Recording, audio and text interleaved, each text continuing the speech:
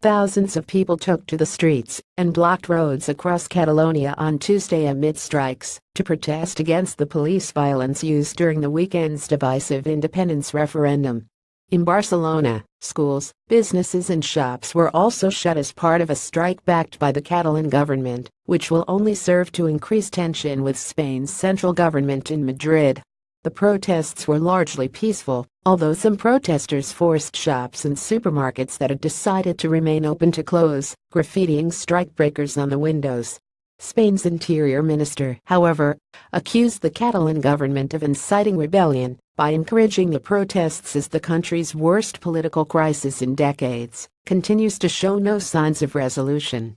Day after day, the Catalan government is pushing the population to the abyss and inciting rebellion in the streets, Juan Ignacio Zoido said, adding that central government will take measures to stop the acts of harassment. Having previously remained silent on the issue, the European Parliament has confirmed it will hold a special debate on Wednesday. More than 50 barricades or protests had blocked roads across Spain's northeastern region on Tuesday morning, including major toll roads and motorways which link the country to France, with Catalan President Carles Puigdemont calling for a democratic, civic, dignified protest on Twitter. He added, "Don't let yourself be provoked. The world has seen it, we are peaceful people." Protesters, tractors, and tires blocked the roads, while two people sat playing chess in the middle of one motorway. FC Barcelona was among those to join the strike, with the club saying in a statement it seeks to bring together all those people who on 1 October, whether they voted or not, were left indignant by the serious events which took place during the day of the Catalan referendum on independence. While the majority of the people involved in the protests were draped in senyoras and esteladas, two variations of the Catalan flag, the latter representing a pro-independence feeling, there were also a number of people with Spain flags protesting against the police violence used on Sunday in an attempt to shut down polling stations across the region after central government had deemed the referendum illegal.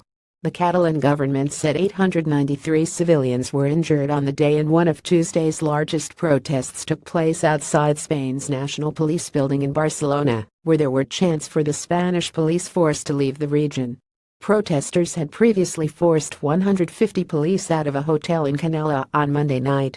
Meanwhile, outside the central government office in Barcelona, thousands protested in silence with their hands held in the air. The metro in the city ran a limited service, with passengers allowed to travel for free, while there were also reduced services at the port of Barcelona.